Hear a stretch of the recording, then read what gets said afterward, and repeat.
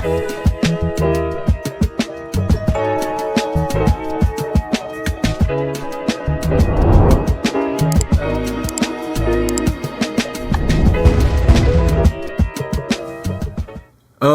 hey everyone, welcome to another episode of On the Wrist from Off the Cuff. Today I'm actually in a really interesting review for you guys from the brand Wishdoit. Yes, that is the brand name. What can I say? I'm sure it's ultimately going to be based around of search engine optimization. I'm sure it's very positive in terms of the way that it trends in the algorithm.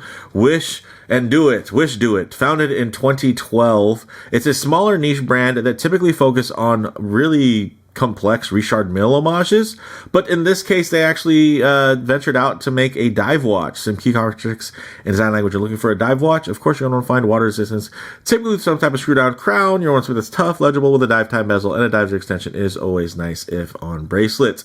This is known as their automatic diving watch. Yes, that is the name of the watch. Wishdoit's take essentially on the classic dive watch that really combined both Seiko and Rolex design DNA. If you guys look at this and you see a little bit of that, and of course, just kind of general dive watch esque styling here. And yeah, it's a pretty basic format in terms of the formula and the sizing. It's about 40 millimeters across the bezel, 12 millimeters thick, decent lug to lug, all that good stuff. And you're even going to get a Seiko Instruments NH35 movement. At the time of filming this should be coming to Amazon quite soon. So I'll leave a link down in the description.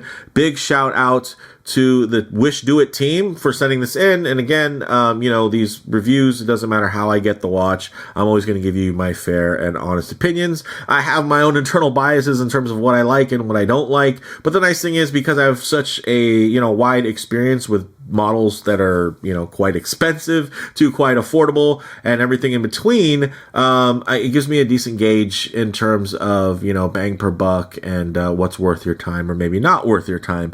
And at $139 about whenever this does go live, that's pretty compelling, considering, everything that you're getting here with the ceramic bezel insert and a sapphire coated crystal. So it's sapphire coated mineral, which we've seen in the past, typically kind of popularized by brands like Invicta. But also more recently, I've seen more and more kind of micro brands here and there dive into using that type of setup there. So with that said, let's go ahead and zoom the camera out, get this piece in hand, and take a closer look. Okay, guys. Check this out. Very nice looking, right? Handsome. I like that gradient dial design, reminiscent, of course, of the deep sea Sea Dweller, the James Cameron Rolex. But with the dial layout, you're definitely going to get some skin diver vibes, reminiscent of something like a 62 MAS. And otherwise it's relatively generic. But the nice thing is, with that kind of generic look, that's kind of what you like in dive watches, right? Just ultimately legible, no frills, quite dynamic in terms of, the bold legibility that you're going to get here, and the balance of all of these different elements kind of coming together in a way that is definitely focused on things like functionality. But unfortunately, it's the thing where I would say the downside, just to get out of the way here, is that with that lower cost of $139, you're going to get a lower level of finishing here. There are some areas in terms of the tactile engagement that do feel a bit unfinished. The coin edge bezel on here feels quite sharp to the touch. The crown, not so much, which is nice because it looks like they have a polish on there. And then on the back side here, this finishing, which, there's even much more expensive watches that will have a similar kind of light etching done, where it's just going to be slightly sharp to the touch. The coin edging here on the underside isn't anything sharp, but around the clasp, certain areas feel a little bit sharper than I would prefer, and not sharp in a precise way, just more sharp again in kind of an unfinished feeling type of way. And even though they do visually make a good rendition of the flip lock style clasp, there's, much less precision in terms of the execution, but that's to be expected, right? Like, I'm talking about a clasp and a, and a style in terms of the Oyster bracelet that are on watches that, can cost $8,000. So this is $100-something. So before you kill me in the comments, I totally understand that this shouldn't be held to the similar standard, but I will say, compared to other watches that are more affordable, under, let's say, $300, this one's going to be a little bit on the rougher side. Now, it's nothing visually that's going to upset anything, right? Like the brushing, although not super fine or, intricate or anything like that, it's very basic brush. Like, that's not going to hurt. The polishing is polishing at the end of the day. It doesn't have the sharpest transitions. Let me give it a quick little wipe here off camera so we can just really get a clear, unobstructed view of some of these bevel and case, kind of that satinized transition there. It's nice, right? Like, that looks good. So I dig that, even has a signed crown. But okay, let's before get a little distracted there, let's get into the dimensions. 39 millimeters in diameter, and that is from the case perspective. Of course, there's a bit of an overhang, as you guys can see there on that profile of the actual edge of that bezel. So with that overhang there, you're going to have a little bit of a wider section. So it's 40 millimeters across the bezel. Very nice. But with that 39 millimeter diameter on the case, it's going to help with comfort, although you're still going to get that same visual punch from a 40 millimeter dive watch, which a lot of people consider their sweet spot. 12 millimeters thick, which isn't too shabby. Especially considering the movement that's in there, right? The NH movement isn't known for its thinness. And it has a 47.5 millimeter lug to lug, which again, very manageable, especially with these organically downturned lugs, that are, they're doing what they're supposed to do. It's not some flat profile that elongates everything. So it's nice that they did that. Good choice. Now, the bezel action, it's actually quite nice. The problem is of course, as you're, when you're touching it, depending on the purchase you get, you might get it might be feeling a little bit too rough. If you're wearing gloves, whatever, cool. You're not going to be upset with this at all unless it starts kind of wearing your gloves out a little bit. But there's a slight amount of back play. The nice thing is there's enough to where you can kind of, get it to shift to make it align. But nice and smooth. Nice tactile clicks. They do feel a little bit dampened. They're not as crisp as, if it had like a ball click mechanism or something like that. But they do the job. So that's one thing that they did actually quite nice. Another thing, as I wipe my fingerprints off of that bezel insert, one thing to point out that I noticed is actually the crystal is actually inset below the ceramic bezel insert. So I think that's a nice little feature there that you normally don't see. Normally you'll see the crystal sitting a little bit proud. Here it is a little bit inset. Now, in terms of the crown, I think we already mentioned that it is signed and screw down. The movement inside, your Seiko NH 35, right? Because it does have a date right there, date window at 3 o'clock. Has a 41-hour power reserve, beats at 3 hertz or 21,600 vibrations per hour in terms of that beat rate. The case back is solid and etched. And then getting into the dial, you have that blue to black gradient dial with applied indices and a date at 3 o'clock. Nicely framed there with the matching kind of green pop of color. You're getting these nicely polished hands. They're nothing crazy. I mean, the closer you look, you'll probably find something you don't like about it. But I mean, to the naked eye, they definitely do the job. And there's unspecified lume that does glow blue. So I'm thinking it's BGW9. I'm not sure exactly which compound, but I will say it does glow blue, and it reminds me of BGW9, but they don't state that or anything on their site. This has 150 meters of water resistance, or 15 atmospheres, and 20 millimeter lug width. So if you do want to swap out this bracelet, you're more than welcome to. It does have a solid 3-link bracelet with split pin construction, guys. So just those, friction pins there. It does taper down to 16 millimeters about before it gets to this 18.2 millimeter milled signed flip lock style clasp with 5 positions of manual micro adjustment. Now there's no holes on the side.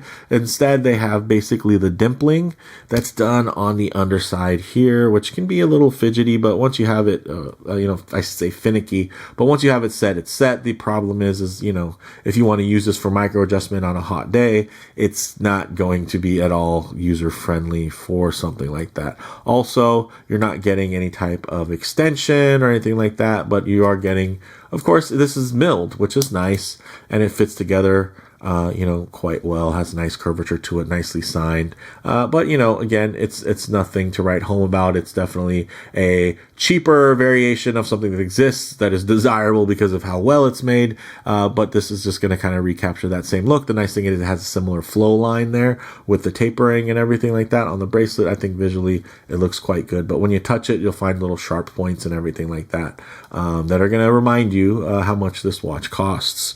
So with that said, let's actually get it on the wrist and see how it wears. Okay guys, as you can see on my 7.5 inch wrist, this fits really well. I think it suits my wrist quite nicely. Of course, it's not super flat or thin, but the nice thing is it actually, it hugs the wrist quite well with the contouring there. Of course, if I get my wrist a bit too close to the camera lens, you're going to get a fair amount of perspective distortion, and it's just going to make the watch seem a little bit bigger than it actually is. So what I like to do is keep my wrist nice and low, and then just tighten up the frame so that you guys can get, still a more detailed look, but just add a bit of a truer aspect ratio as to how this may lay on your own wrist. And you can see there, guys, visually, it's clean.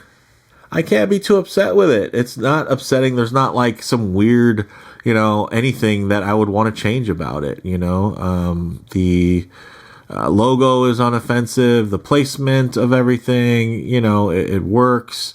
Everything comes together. I will say that this visually, in terms of the design cohesion, it works.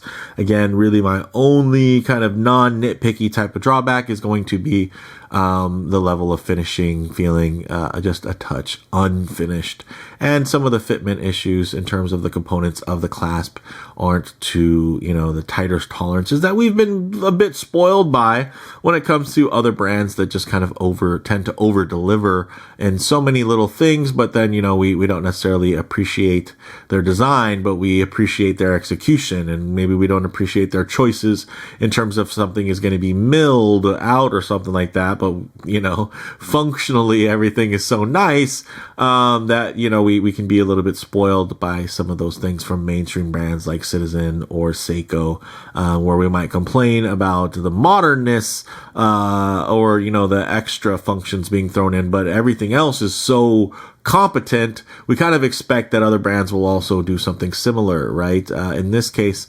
this is something where it could have been more competent in some places, although the design wise and all on paper, the level of milled parts, that's kind of what you would necessarily, I would say you're probably looking for and searching out, versus something you find and then kind of have a couple of complaints about the way that it was executed. So, there's a difference between ambition and execution here. But I think this looks good, guys. It's a good looking watch. Again, this is a watch that costs about $139 or will cost that much when it goes live. So it's not the holy grail of any watch brand by any means, but I think this is a cool one in terms of it competing against stuff that's around $100. Like you're going to get even against an Invicta. Now you're going to get a ceramic bezel insert. So that's something. So with that said, let's actually get it off the wrist, set up for some Lume shots, low light transition, and closing thoughts. Okay, let's go ahead and hit the lights here. Hey, it went from under delivering to over delivering. Check that out. Look at that extra lume. Very nice. Now it's not world beating, but guys, at the price point, this is a very pleasant surprise. Especially that outer chapter ring kind of area there where you're going to get, it's, not as bright of a lume, but you're still going to be having that extra indexing, which is very, very nice. But one thing I like to work in is going to be a bit of a low light transition, because I was going to be out in the middle of a field enjoying direct sunlight. A lot of times you're going to find yourself coming in and out of buildings, walking underneath overhangs, or just hanging out underneath the shade of a tree. So it's nice to see what these colors, textures, and finishes render like in less than optimal lighting. And you guys can see here, even under this lighting, it's still quite legible. The dial is still quite playful, and look at that. Even if I get it to the angle where it might wash out some of the dial, it's still ultimately quite legible thanks to those wider hands and indices. And everything lines up nicely in terms of the widths and the line weights. I feel like that in terms of legibility, very clean, and I like that they segmented individual increments there in terms of the indexing from the 12 o'clock down to the 20-minute marker there. It's a good looking watch, and there's other options too that they have. This isn't a Grail watch. This isn't something you save up for, but I've been there when it comes to wanting to find that bang per buck, wanting to find those little kind of hidden gems. And I mean, there are folks that go out there and exclusively collect affordable dive watches, and they will never spend $800 on one watch, but they will spend $100 on definitely more than 8 watches. And there's something that's fun about that. I spent a couple months within that phase where it was just like everything was bang for buck, and I was just collecting spec sheets to a certain standpoint, right? To a certain perspective. And it was still a whole lot of fun. And so I get that. And so that's why I want to share stuff like this, because those of you that are on kind of that journey and you're still in that place and you're collecting, then you're going to enjoy this. And if you're beyond that, that's great too. And maybe this is something that you buy as a gift for somebody, right? Or you buy because you like the way that it looks, or you're concerned about the fitment and you're comparing it to another watch that maybe is from a smaller brand that you can't just go out and try on. So you have something like this that has maybe a similar silhouette. So yeah, there's a lot of different reasons why you may want or may not want a watch like this. But closing thoughts here, guys. On the wrist, classic diver proportions, but a bit let down again by the sharp edges and a slightly unfinished overall feel. In terms of model variants, check at the Amazon store links for details to include current options and availability. Hopefully by the time this posts, they'll have that ready to go for you all. And that all, of course, depends on when you watch the video. In terms of comparable models, guys, affordable automatic divers have been the foundation for many collectors starting out, looking for robust performance and classic good looks. This would be comparable to budget segment staples like the 40mm Invicta Pro Diver, Rolex Submariner homages, but you trade in, a certain level of execution for for more premium niceties like, that loomed ceramic bezel insert, solid endlinks, a milled clasp. So yeah, I mean, it's a trade-off, right? Like, sure, you can get an Invicta for a little bit less, but you'll get basically the same movement. It'll be a little bit more refined in terms of its execution and finishing, but it's going to have a little bit more of a lacking spec sheet in terms of the use of materials, right? In terms of what's hollow versus what's milled. In terms of having an aluminum bezel insert or a ceramic bezel insert, a fully loomed ceramic bezel insert at that. So yeah, guys, at under $150, the Wishdoit Diving Watch still offers a fair amount of value. Even if it's rough around the edges, pun intended. I don't know. Is that a pun? No, that's just literally rough around the edges in terms of its execution. So if you're into the look and are okay with its shortcomings, i.e. the level of finish there, I think you'll be able to enjoy this one. And honestly, like the shortcomings with the clasp, you take this off of the bracelet, you put it on a rubber strap, and that's fixed, right? The shortcomings on the finish around the bezel grip, if you're, not doing a lot of diving or dive timing, you don't even have to touch the bezel. So like, again, those, I think you can get over those things. They're not necessarily deal breakers, but they are, you know, they are deals. So you're either going to deal with it or you're not. Wow, pun intended. So with that said, let me know what you guys all think down in the comments below. If you like the video, please would like, and if you're already, please do subscribe for more content just like this. Thanks, guys.